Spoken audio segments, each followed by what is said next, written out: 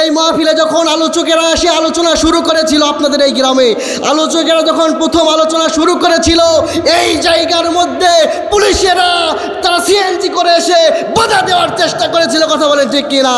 কিন্তু আজকে দেখেন ভাগ্যর পরিক্রমায় আজকে এই জালেমেরা বিদায় হয়ে গেছে, এই শহীদাচারেরা বিদায় হয়ে গেছে, এই আলেমেরা আছে, আলেমেরা থাকবে, কথা বলেন ঠিক কিনা? ঠিক কিনা বলেন? তাহলে আমার ভাইরা, আমি আপনাদেরকে বলতে চাই, এই বাংলাদেশের বুকে কোরআনের কথা বলতে গেলে, কোরআনের কথা বলতে গেলে, কোরআনের হক কথাগুলো বলতে গেলে বাধা দিত, এই কোরআনের হক প্রচার করতে গেলে ষড়যন্ত্র করত। আজকে আল্লাহ রাব্বুল আলামিন এমন একটা ফয়সালা করে দিয়েছে, এই দেশে ওপেনলি দিনের আলোতে রাতের আধারে কোরআনের মাহফিল হচ্ছে, কোনো বাধা নাই, কেউ কোনো একটু কথা বলতে পারে না, কথা বলেন ঠিক কিনা? রাব্বুল আলামিন বলেন, এই কোরআনুল কারীম যখন আমি আমার নবীর উপরে নাজিল করে দিলাম, আমার বন্ধুর উপরে যখন কোরআন নাজিল করে দিলাম, আমার বন্ধু যখন মক্কার অলিতে গলিতে কোরআনের বাণী প্রচার করা শুরু করে দিবে, আমার নবীর উপরে রাব্বুল আলামিন দীর্ঘ 23 বছর ধরে কোরআন নাজিল করে দিল। 23 বছর ধরে কোরআন নাজিল হওয়া সমাপ্ত যখন হয়ে গেল, রাব্বুল আলামিন বিশ্বনবী সাল্লাল্লাহু আলাইহি ওয়াসাল্লামকে অর্ডার করলেন, ও আমার হাবিব, ও আমার দোস্ত, তুমি মক্কার অলিতে কোরআনের অলিতে গলিতে কোরআনের বাণী পৌঁছায় দাও। আমার নবীজি মক্কার অলিতে গলিতে কোরআনের দাওয়াত দেওয়ার জন্য যখন বের হয়ে গেলেন, আমার রসুল বিশ্ব নবীকে তারা পাগল বললেন, আমার রসুলকে তারা অপমান করলেন, নির্যাতন করলেন। আমার রসুল এই কোরআনের দাওয়াত দিতে গিয়া তায়েফের ময়দানে তায়েফের কাফেরেরা আমার রসুলকে একবার নয়, দুইবার নয়, তিনবার বেহুশ করেছেন। এই কোরআনের দাওয়াত দিতে গিয়ে আমার রসুলকে উহুদের ময়দানে দান মোবারক শহীদ করে দিয়েছেন। এই কোরআনের দাওয়াত দিতে গিয়া আমার রসুল তায়েফের ময়দানে রক্ত ঝরেছেন। এই কোরআনের দাওয়াত দিতে গিয়া আমার রসুলকে তারা পাগল বলেছেন। এই কোরআনের দাওয়াত দিতে গিয়া শিয়াবে আবু তালেবে আমার রসুল বিশ্বনবী সাল্লাল্লাহু আলাইহি ওয়াসাল্লামকে তিনটা বছর তারা জেলখানায় বন্দি করে রেখেছে। তাহলে আজকে এই যে আমাদের এখন স্বৈরাচার বিদায় হয়ে গেছে, আমরা যদি দিনের উপরে থাকতে চাই, আমরা যদি হকের উপরে থাকতে চাই, আমরা যদি সত্যের উপরে থাকতে চাই, আমরা যদি কোরআনের হক কথাগুলো বলতে যাই, তাহলে আমাদের উপরে বাধা আসবে, আমাদের উপরে জুলুম আসবে, কথা বলেন ঠিক কিনা? আসবে কিনা? যদি হক কথা বলতে গিয়ে, কোরআনের সঠিক কথা বলতে গিয়ে যদি বাধা আসে, এই কোরআনের সত্য কথা বলতে গিয়ে যদি আপনার উপরে নির্যাতন যদি হয়, আপনাকে যদি কেউ আপনার উপরে যদি মিথ্যা অপবাদ দেয়, মনে করতে হবে আমার রসুলের বিরুদ্ধেও আবু জেহেল, উতবা, শাইবা, ওলীদ বিন মুগীরা এরা মিথ্যা তকওয়া দিয়েছিলেন, মিথ্যাবাদী বলেছিলেন, জাদুকর বলেছিলেন। আমার রসুল এরপরেও এই দুনিয়াতে কোরআনের বাণী প্রতিষ্ঠা করে গেছেন। আপনি যদি হকের পথে থাকেন, ইসলামের পথে থাকেন, আপনাকেও জীবন দেওয়া লাগতে পারে, আপনাকেও কারাগারে যাইতে হইতে পারে, আপনাকেও রক্ত ঝরতে হতে পারে। তাহলে আমার ভাইরা বুঝতে হবে, আমার রসুলের রক্ত ঝরেছে, দিনের জন্য যদি আপনার রক্ত ঝরে, তাহলে বুঝতে হবে এটাও হলো রসুল সাল্লাল্লাহু আলাইহি ওয়াসাল্লামের সুন্নাহ। সুবহানাল্লাহ বলেন।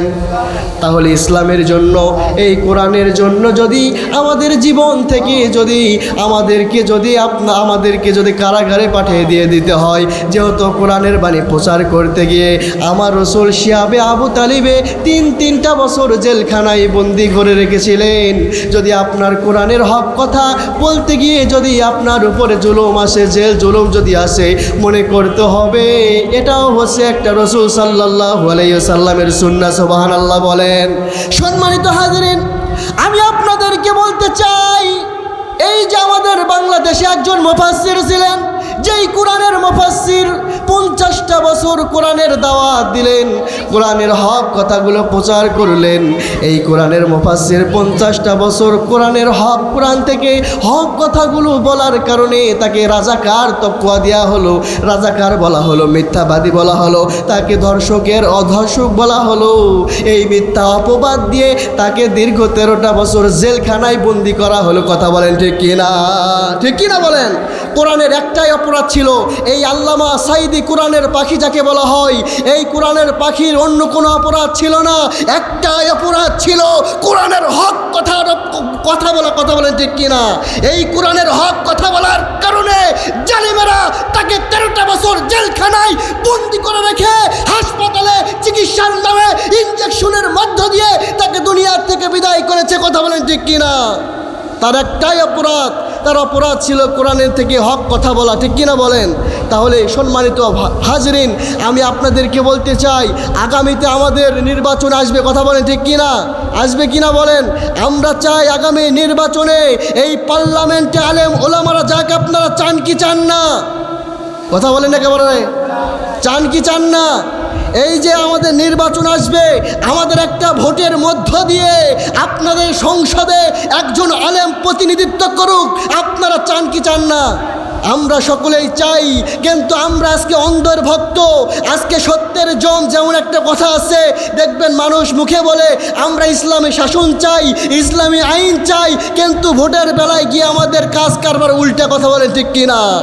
আজকে 100 টাকা 200 টাকার লোভে পড়ে গিয়ে আমরা আমাদের জীবনটাকে, আমাদের যে ইমানে একটা আমানত, একটা ভোট, সেই ভোটটা আমরা টাকার লোভে পড়ে অন্যদিকে দেই। কথা বলেন ঠিক কিনা? দেই কি দেই না? রাব্বুল আলামিন বলেন, মাকানা মুহাম্মাদুন আবা হাদিম মির রিজালিকুম ওয়ালাকির রাসূলুল্লাহি ওয়া খাতামান নাবিয়্যিন ওয়া কানা আল্লাহু বিকুল্লি শাইইন আলীম। আল্লাহু আকবার।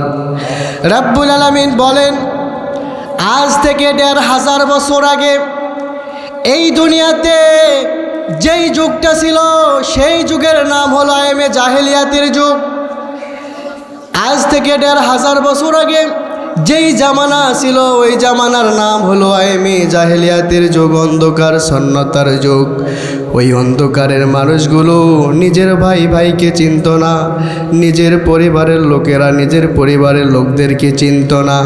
ওই অসৎ পথের মানুষগুলোকে সৎ পথে চলার জন্য, অভদ্র মানুষগুলোকে ভদ্র বানাবার জন্য, অসভ্য মানুষগুলোকে সভ্য বানাবার জন্য রব্বুল আলামিন এই দুনিয়াতে বিশ্বনবী সাল্লাল্লাহু আলাইহি ওয়াসাল্লামকে পাঠিয়ে দিলেন অন্ধকারের মানুষগুলোকে আলোর পথে নিয়ে আসার জন্য, অভদ্র মানুষগুলোকে ভদ্র বানাবার জন্য।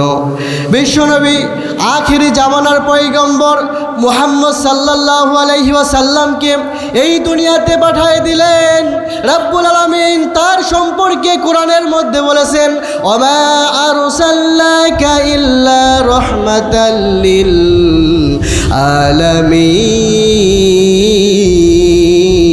আলামিন। আল্লাহু আকবার।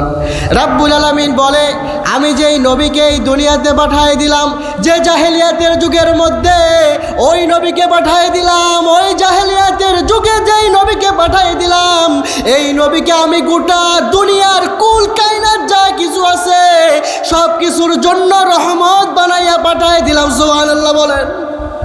রব্বুল আলামিন বলেন, শুধু আমার নবীকে আমি এই দুনিয়াতে পাঠিয়ে দেই নাই, আমি আমার নবীর উপরে, আমার বন্ধুর উপরে কোরআনুল কারীম নাজিল করে দিলাম। এই কোরআন যদি দুনিয়ার মানুষ এই কোরআনের কাছে যদি আত্মসমর্থন করে, এই কোরআন দিয়া যদি আইন তৈরি করে, রব্বুল আলামিন বিশ্ব নবীকে ডাক দিয়ে বলে, ও আমার বন্ধু শুনে রাখো, আমি যেই কোরআন নাজিল করে দিয়েছি, এই কোরআনের কাছে তোমার উম্মত যদি আত্মসমর্থন করে, এই কোরআন দিয়া যদি আইন তৈরি করে, এই কোরআন দিয়া যদি বিচার করে, এই কোরআন দিয়া যদি রাষ্ট্র পরিচালনা করে, রান্নাঘর থেকে শুরু করে নিয়া পার্লামেন্ট পর্যন্ত যদি কোরআন দিয়ে পরিচালনা করে, আমি আল্লাহ রব্বুল আলামিন ঘোষণা করে দিলাম, জান্নাতুল ফিরদাউসি নুজুলা, আমি আল্লাহ তাদের জন্য শ্রেষ্ঠ জান্নাত, জান্নাতুল ফিরদাউস বরাদ্দ করে দিব। সুবহানাল্লাহ বলেন। তাহলে রব্বুল আলামিন বলে, যারা কোরআন মানবে, যারা এই কোরআন মেনে চলবে, আমি আল্লাহ তাদের জন্য জান্নাত বরাদ্দ করে দিব।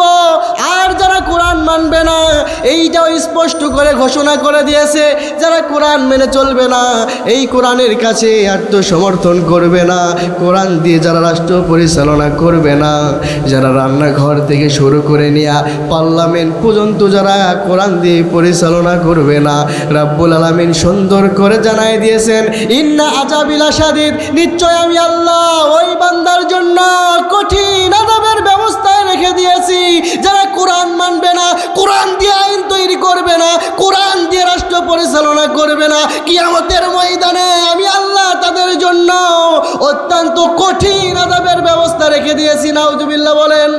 তাহলে কোরআন মানলে জান্নাতি, না মানলে জাহান্নামী, এই কথাটা কার? রব্বুল আলামিন বলেছে কোরআন মানলে জান্নাতি, না মানলে জাহান্নামী। আপনি কোরআন মানবেন, আপনি জান্নাতে যাবেন, আপনি কোরআন মানবেন না, জাহান্নামে যাইতে হবে। ঠিক কিনা বলেন? ঠিক কিনা?